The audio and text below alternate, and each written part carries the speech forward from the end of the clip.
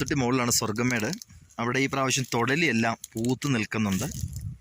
എല്ലാ വർഷവും തൊടലി പൂക്കും.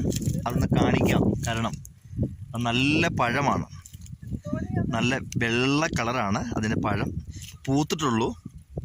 അപ്പം ഞാൻ ആ തൊടലി പൂത്ത് നിൽക്കുന്ന കാണിക്കാം. ഇനി ഒരു മാസത്തോടെ എടുക്കും അതിൻ്റെ പഴം ഉണ്ടാക്കാനായിട്ട്.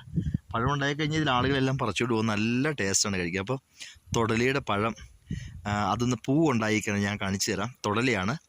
നമ്മൾ കൈ കൊണ്ട് തൊട്ട് കഴിഞ്ഞ് നമ്മുടെ കയ്യിലോട്ട് കയറി പിടിക്കും. ഇതാണ് അതിൻ്റെ ഒരു ആരുണ്ട്. വളരെ സൂക്ഷിച്ച് വേണം ചെയ്യാൻ. അപ്പോൾ തൊടലിയെ കാണിച്ചു തരാം. തൊടലിയുടെ മുള്ളാണ് ഞാൻ പറയുന്നുണ്ടോ. ഇതാണ് മുള്ള്. ഇതുണ്ടോ ഇത് തൊടലി പൂവ് ഉണ്ടായി നിൽക്കുകയാണ്. ഇതുണ്ടോ തൊടലി പൂവാണ്. ഇതിൽ കായ് ഉണ്ടായിട്ടുണ്ട് കേട്ടോ.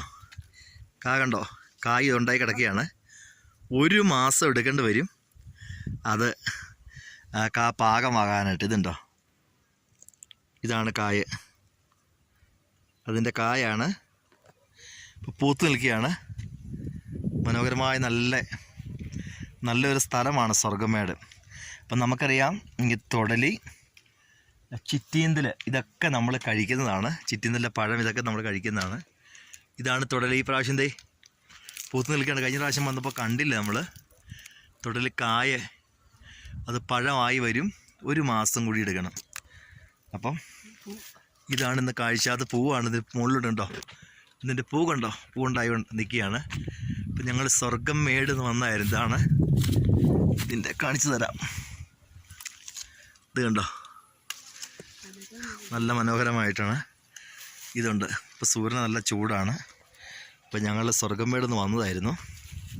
അപ്പോൾ സ്വർഗ്ഗമേട് മഴ പെയ്യാത്തതുകൊണ്ട് ഇപ്പോൾ വണ്ടിയെല്ലാം കയറിപ്പോവും. ഇത് മുഴുവനുണ്ടോ, മുഴുവൻ തൊടലുണ്ട്. ഇപ്പം തീ കയറിപ്പോയതാണ്. അല്ല, ഇവിടെയൊക്കെ കാട്ടുപന്നിയുടെ ഭയങ്കര ശല്യമുണ്ട്. അപ്പം ഇതാണ് തൊടലി. ഇവിടെ എല്ലാം തൊടലി നിൽക്കുന്നുണ്ട്. ഏതായാലും ഒരു മാസം നമ്മൾ കാത്തിരിക്കാം തൊടലിപ്പഴത്തിന് വേണ്ടി.